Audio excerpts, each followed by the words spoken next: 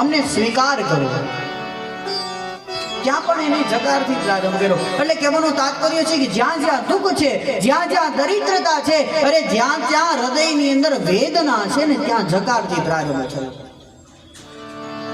ભગવાને જન્માંદ્યસ્યથી પ્રારંભ કર્યો છે. બીજા શ્લોકની અંદર જે ભગવાને આ કથા મને તમારા સુધી પહોંચાડી એનું વર્ણન કર્યું. ત્રીજા શ્લોકની અંદર ભાગવતજીનું મહાત્મ્ય સમજાવ્યું. ભાગવતજી દ્વારા શું થઈ શકે અને ભાગવતજી શું છે એનું અનુસંધાન બીજા શ્લોકની અંદર છે. નિગમ કલ્પતરોર ગલિતં ફલં સુખમુખાદ્યગુતં રસયુતં પિબત ભાગવતં રસમાલયં મુહુર્હુ રસલા.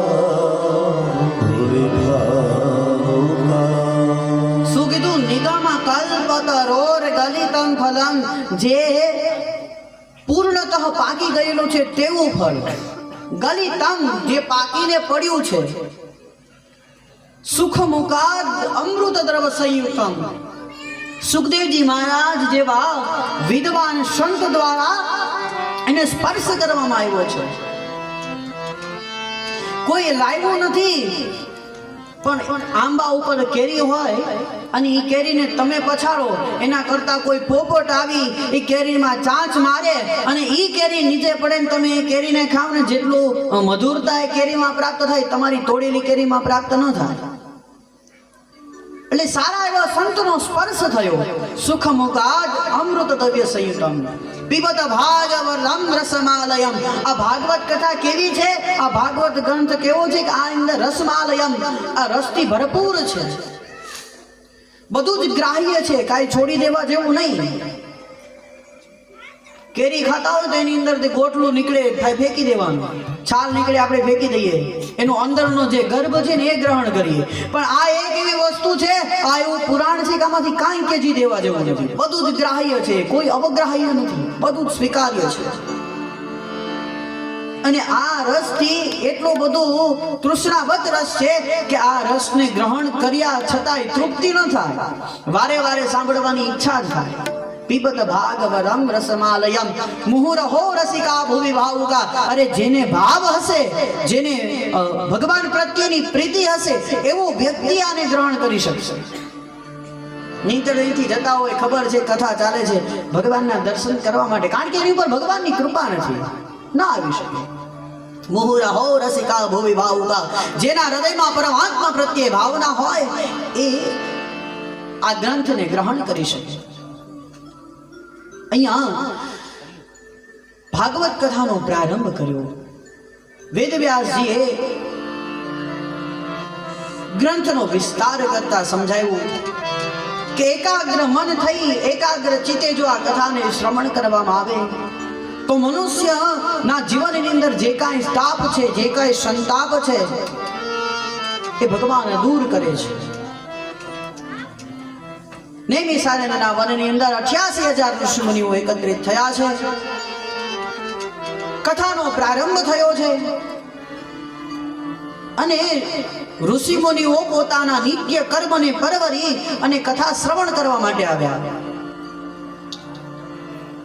કોઈ ઋષિમુનિઓએ પૂછ્યું કે હે પરમાત્મા, અમે સાંભળ્યું છે કે પરીક્ષિત રાજા યુવાન અવસ્થામાં પોતાના રાજનો ત્યાગ કરી અને અનશન વ્રત લઈને ગંગાજીને કિનારે ગયા, તો એવું તો કયું દુઃખ એને પડ્યું કે યુવાન અવસ્થામાં એને આ રાજપાટનો ત્યાગ કરવો પડ્યો? ત્યારે હવે જ્યારે પરીક્ષિત રાજા પોતાનો રાજપાટ ત્યાગ કરીને ગયા ને ત્યારે એની ઉંમર 64 વર્ષની હતી. 64 વર્ષની. હવે 64 વર્ષની ઉંમર હોવા છતાં યુવાન ગણાતા. કારણ કે કથા છે કે જ્યારે મહાભારતના યુદ્ધની મેદાનમાં, કુરુક્ષેત્રના મેદાનમાં ભીષ્મ અને અર્જુન વચ્ચે જ્યારે યુદ્ધ થાય છે ત્યારે ભીષ્મ દાદાની ઉંમર 135 વર્ષની હતી અને ભગવાન કૃષ્ણ અને અર્જુનની ઉંમર 65 વર્ષની હતી. હવે 65 વર્ષની ઉંમરે અને 135 વર્ષની ઉંમરે પણ યુદ્ધ કરનારો વ્યક્તિ એને જરાય થાક ન લાગે અને આપણે ક્યાં 35 વર્ષે ખખડી જવા વાળા અહીંથી દરવાજા સુધી હાલી જવાનું કીધું કે હું ન જાઉં, મને થાક લાગે.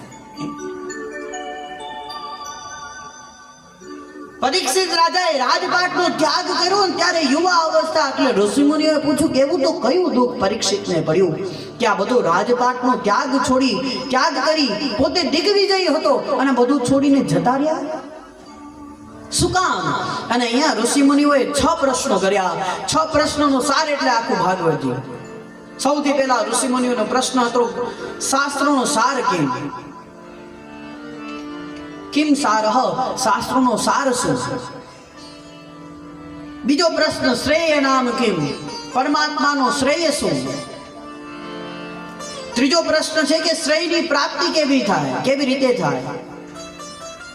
ચોથો પ્રશ્ન કર્યો કે ભગવાન ના રાજ્યનું પ્રયોજન શું હતું? કિમ પ્રયોજન, ભગવાનના રાજ્યનું પ્રયોજન શું હતું? ભગવાને અવતાર કયા ધારણ કર્યા અને કયા અવતારમાં પરમાત્માએ કેવા કર્મ કર્યા?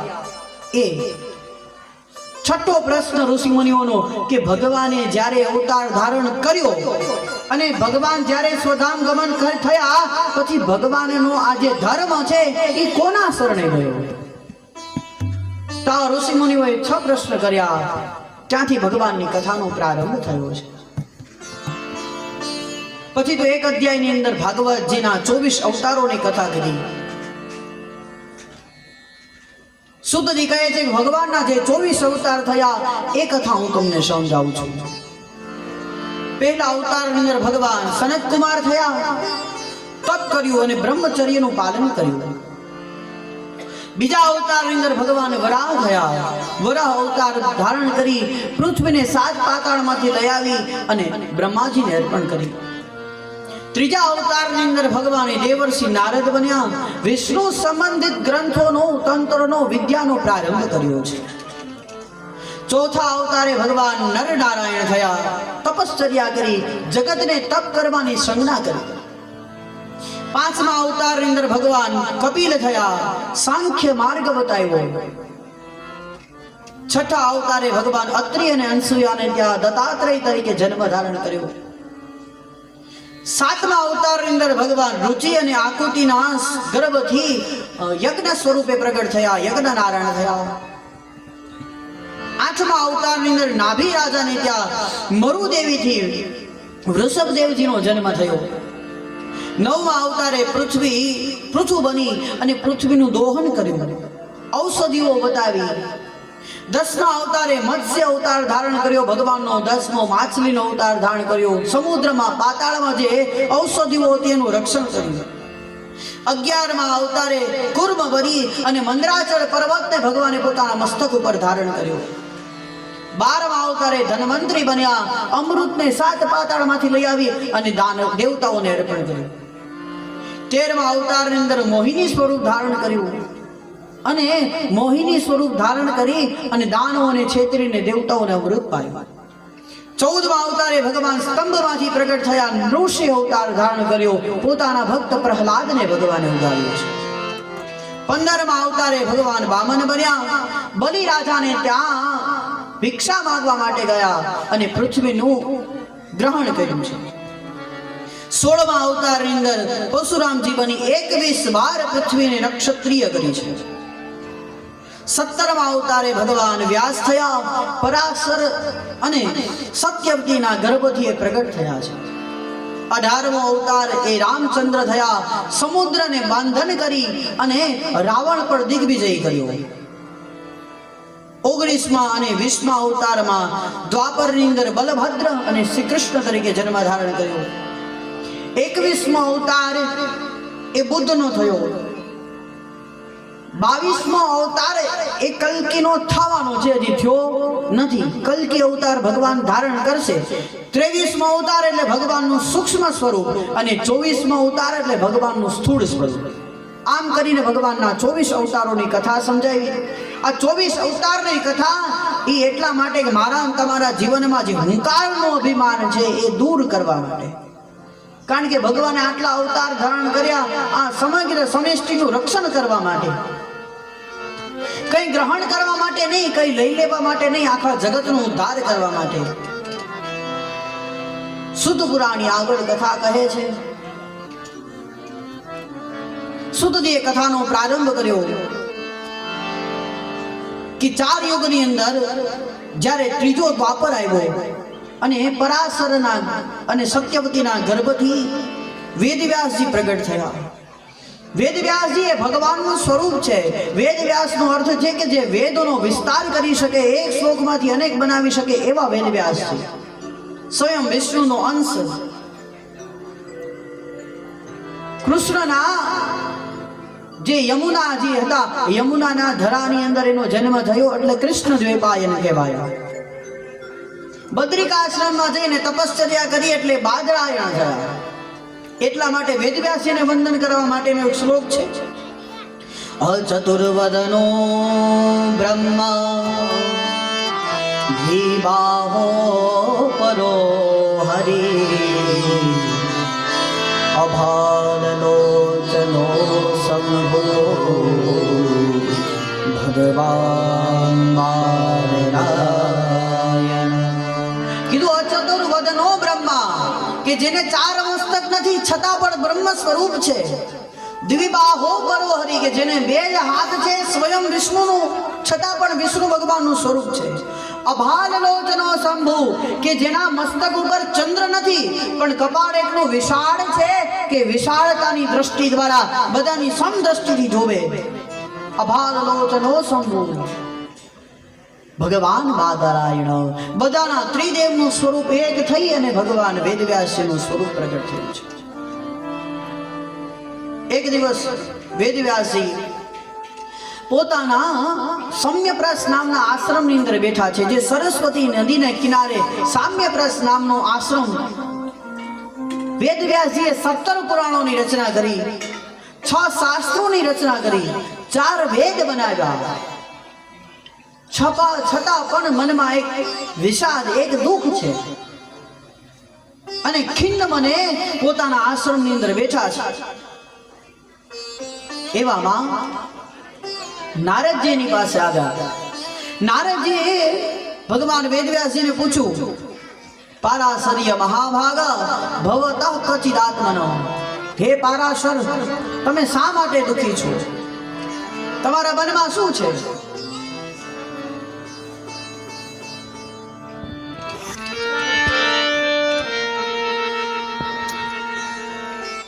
પરિતુષ્યતિ શારીરમ આત્મા માનસ એવ વા. તમારા મનમાં શું કામ દુઃખ છે? તમે અપ્રસન્ન કેમ દેખાઓ છો? આ પ્રશ્ન સાંભળી અને વેદવ્યાસજી કહે છે કે મેં 17 પુરાણોની રચના કરી નાખી, 4 વેદની રચના કરી નાખી, 6 શાસ્ત્ર બનાવ્યા, પણ છતાં એક શાંતિની પ્રાપ્તિ નથી થતી, એક સંતોષ પ્રાપ્ત નથી થતો. ક્યારે વેદવ્યાસજીને નારદજી જ્ઞાનોપદેશ કરે છે. નારદજીએ કીધું કે તમે આટલું બધું બનાવ્યું, પણ તમે મૂળ જે ભગવાન છે, જેના દ્વારા વેદ શાસ્ત્ર સંહિતા જેનું વર્ણન કરે છે, એ પરમાત્માનું વર્ણન તમે હજી સુધી કર્યું નથી. એ પરમાત્માની તમે કથા હજી સુધી કરી નથી. તમે ભાગવતજીની રચના કરો. કારણ કે નારદજી એ પોતાના પૂર્વજન્મની કથા કહે છે વેદવ્યાસજીને કે આજે હું ઋષિ મુનિઓના દેવર્ષિ તરીકે પૂજાઉં છું, ક્યાંય મારી વૃદ્ધિ અટકતી નથી. એનું કારણ છે કે હે વેદવ્યાસજી, હું તમને મારા પૂર્વજન્મની કથા કહું છું. પૂર્વજન્મમાં મેં ભગવાનની એટલી ભક્તિ કરી કે ભક્તિની શક્તિથી મને પુનઃ દેવર્ષિ તરીકે જન્મ થયો. પૂર્વ જન્મની અંદર મારી માં એ એક વિદ્વાન બ્રાહ્મણને ત્યાં દાસી સ્વરૂપે હતી. હવે આ બ્રાહ્મણને ઘરે ચાતુર્માસ ચાલે, સાધુ સંત સંન્યાસીઓ આવે, એ કઈ ને કઈ ભક્તિ સમગ્ર વાત કરે અને એ સાંભળીને મને આનંદ થાય. એક દિવસ ચાતુર્માસ ચાલતો હતો સાધુ સંતો આવ્યા, મારી માતાએ અને મેં એની સેવા કરી. એક દિવસ સંતો ભોજન કરતા હતા અને મને વિચાર આવ્યો કે સંતની પ્રસાદી લઉં, પણ એમને લેવાય નહીં. એટલે મેં સંતોને પૂછ્યું કે તમારા પાત્રાણામાં જે પ્રસાદ છે એમાંથી હું ગ્રહણ કરું ખરા? અને આજે ભગવાનની કૃપાએથી નારદજી કહે છે કે મારા પર સંતોએ અનુગ્રહ કર્યો. એ અનુગ્રહ કર્યો એટલે મેં પ્રસાદ ગ્રહણ કર્યો. પ્રસાદ ગ્રહણ કર્યો એટલે મારા જે કાંઈ પાપ હતા એ દૂર થયા.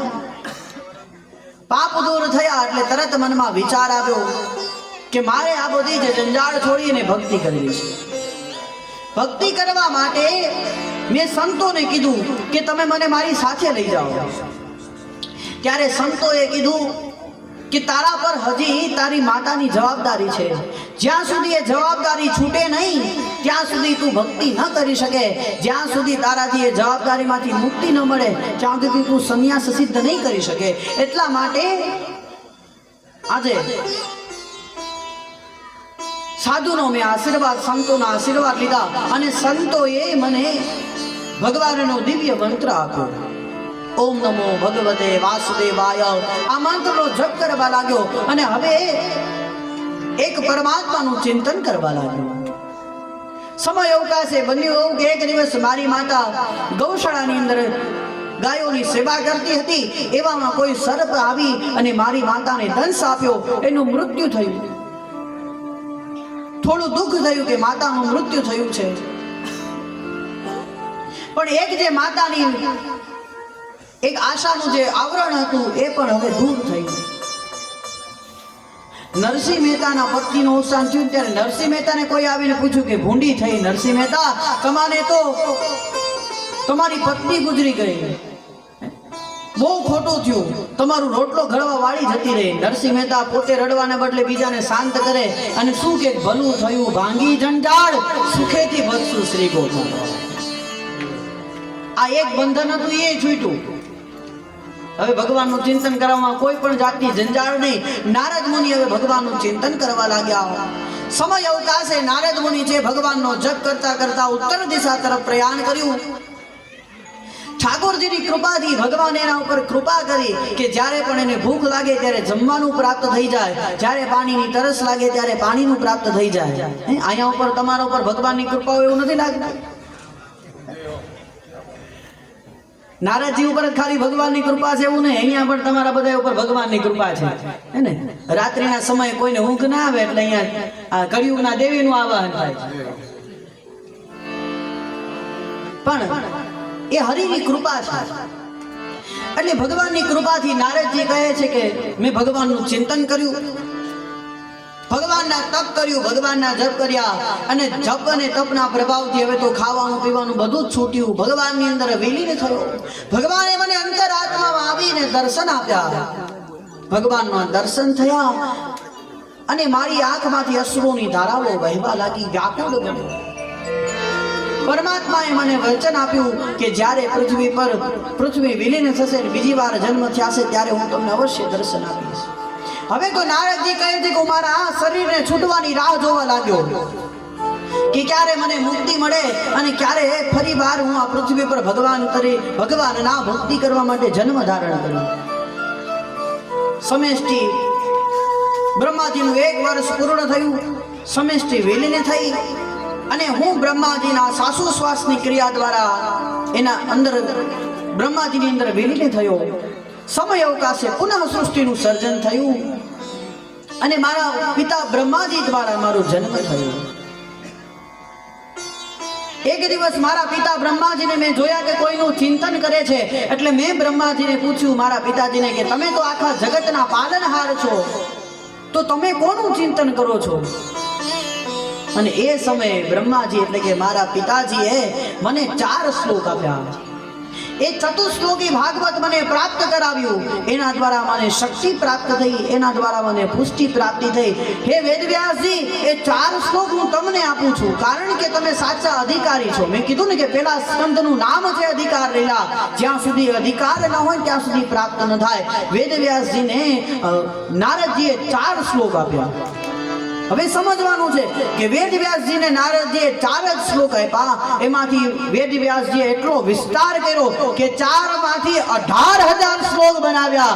18,000 શ્લોક, 335 અધ્યાય, 12 સ્કંદ વાળો વિશાળ ગ્રંથ વેદવ્યાસજીએ રચના કરી. આટલું કરી શકે, 4 માંથી 18,000 શ્લોક બનાવી શકે, એની પૂજા થાય, એને ભગવાન ગણવામાં આવે. અને આજે વેદવ્યાસજીએ ભાગવતજીની રચના કરી, અને ભાગવતજીની રચના કરીને હવે ભાગવતજીને આપવા માટે જે અધિકારો હોય એની રાહ જોવા લાગ્યા. આપણે બેનો ભાગવતજીનો આંબો ગાતા હોય છે ને, આંબો અખંડ ભુવન થી ઉતર્યો,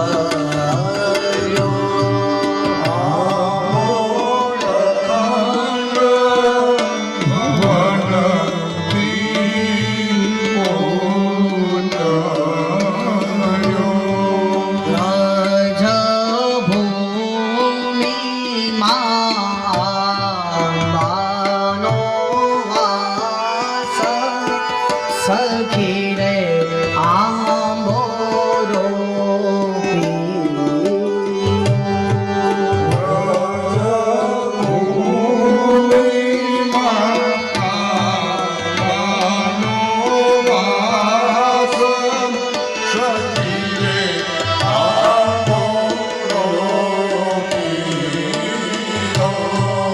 આંબે વસુદેવજીએ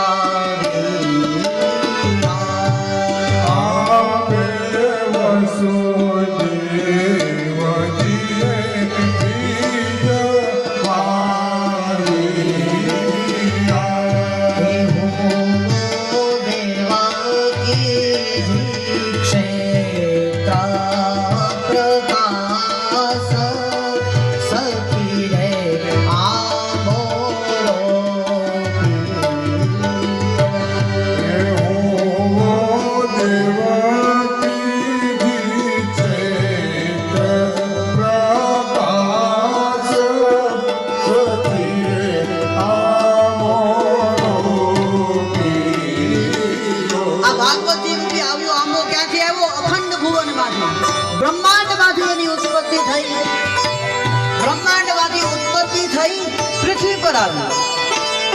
અને સૌથી પહેલા એ આંબાનું બીજ છે વસુદેવજીએ, કારણ કે કૃષ્ણ ભગવાનના પિતા એ વસુદેવજી છે, એટલે વસુદેવજીએ બીજ રોપ્યું.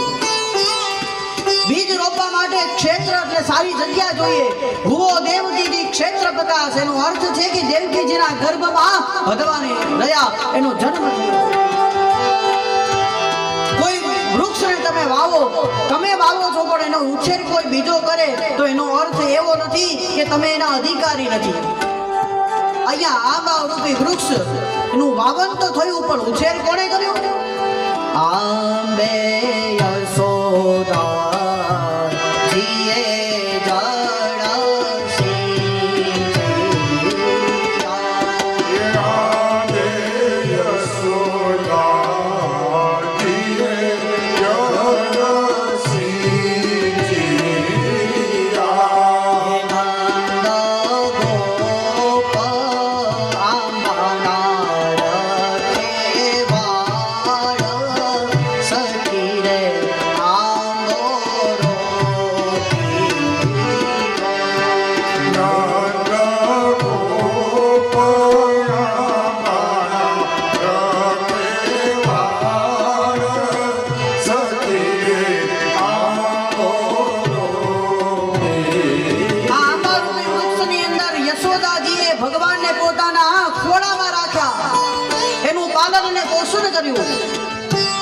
ધીરે ધીરે ભગવાન એની પાસે રહ્યા.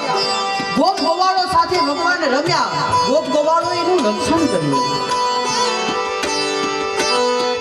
એટલે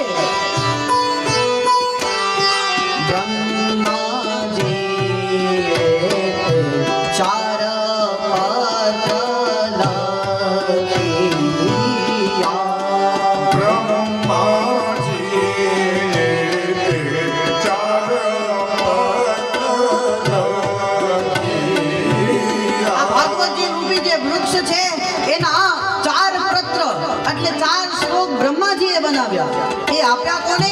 નારદજીએ. હે મુનિ નારદે કીધા છે જાણ સખી રે આંબોરો પીયો.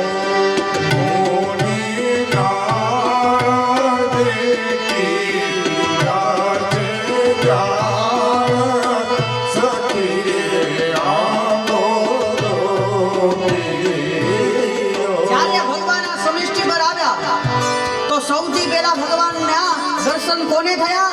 સૌથી પહેલા ભગવાનના દર્શનના જે પરમ ભક્તો હતા એને થયા. એને એવા ભક્તો કે જેનું સ્થાન અવિચળ રહ્યું, પોતાનું સ્થાન ક્યારે છૂટ્યું ને એવા ભક્તો.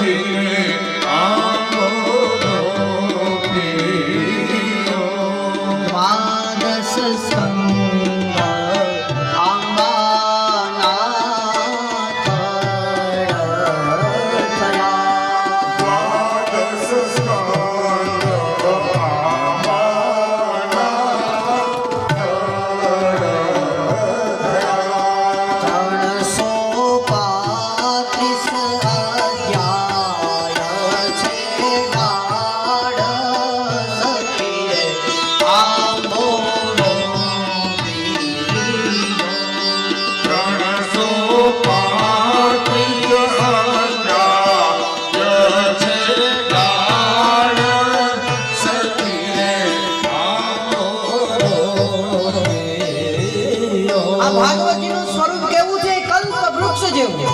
કલ્પ વૃક્ષ કેવું હોય કે કલ્પ વૃક્ષની નીચે તમે બેસીને કંઈ પણ વિચાર કરો, એ વિચારને એ કલ્પ વૃક્ષ સિદ્ધ કરે.